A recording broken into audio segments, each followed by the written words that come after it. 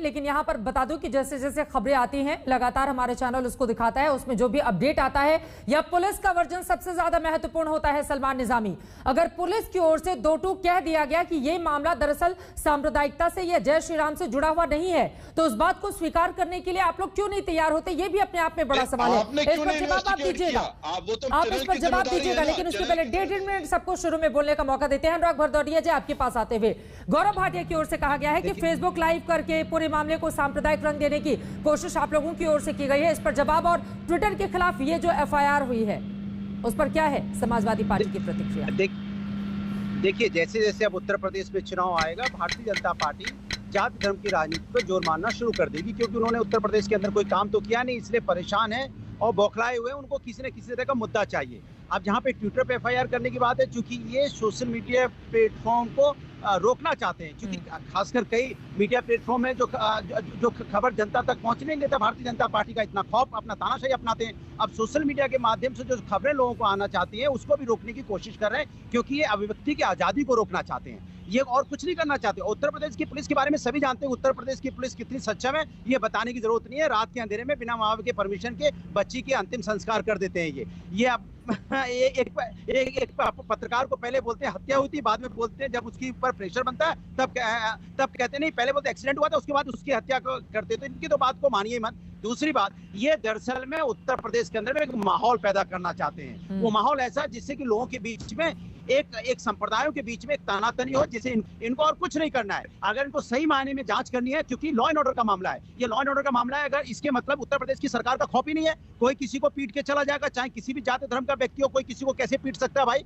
इसके मतलब आपका इकबाल खत्म हो चुका है। उत्तर प्रदेश की सरकार का इकबाल खत्म है। कोई आएगा किसी को पीट देगा, किसी को भी पीट पाट के चला जाएगा, उसके बाद खबरें बनेंगी। जब वो सोशल मीडिया पे आएगा तो तब पुलिस जगेगी, और पुलिस जगने के बाद खोजती फिरेगी कि उसका एंगल क्या है, कौन सा एंगल है जिसको हम पकड़े और सांप्रदायिक रूप रंग दें। ये भारतीय जनता पार्टी सिर्फ ध्यान भटकाने का काम कर रही है। क्या भारतीय जनता पार्टी ध्यान भटकाने का काम कर रही है? संगीत रागी जी, और ट्विटर के खिलाफ ये जो एफआईआर हुई है, चूंकि ये अपने आप में पहला इस तरह का मामला है जब अमेरिका की किसी इस तरह की कंपनी के खिलाफ एक्शन हुआ हो, तो उस पर क्या है आपकी टिप्पणी?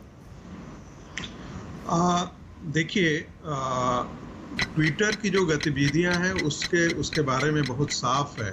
जो एक पैटर्न देखा जा रहा है कि ट्विटर जो है, चूंकि ट्विटर ने भारत के कानून को मानने से इनकार कर दिया है। दूसरी बात, ट्विटर जो है कहीं न कहीं जो कॉमनल एंगल है उसको बढ़ावा दिया बिना चीजों को वेरीफाई किए हुए। ट्विटर यदि चाहती तो इसको रोक सकती थी, उसने रोका नहीं, इसको होने दिया। तीसरी बात, अनुराग भदौरिया ने बहुत साफ कहा है, वो बेचारे बड़े स्पष्टवादी हैं कि देखिए उत्तर प्रदेश चुनाव तक ये सब चीजें होती रहेंगी। यानी कि उत्तर प्रदेश का जब चुनाव आ रहा है तो मुस्लिम वोटों को गोलबंद करने के लिए कांग्रेस पार्टी और समाजवादी पार्टी इस प्रतियोगिता में शामिल है, और ऐसे धंधे वो आने वाले दिनों में करते रहेंगे, ताकि मुस्लिम वोटों की लड़ाई, जो उनके आपस की जो प्रतियोगिता है, किस प्रकार से मुस्लिम वोट गोलबंद हो, उनके पक्ष में काम करें। ये हमने बंगाल के चुनाव में भी देखा था, और ये हम उत्तर प्रदेश के आने वाले चुनाव में भी हम देखेंगे। पूरा मामला साफ साफ मुस्लिम वोटों के गोलबंदी का है, और भारतीय जनता पार्टी की सरकार को बदनाम कैसे किया जाए, ये मुझे याद दिलाता है 2002 के गोधरा के बाद एक प्रकार से नेशनल मीडिया, उन दिनों के नेशनल मीडिया के कुछ बड़े प्रख्यात एंकर थे और जर्नलिस्ट थे, जिन्होंने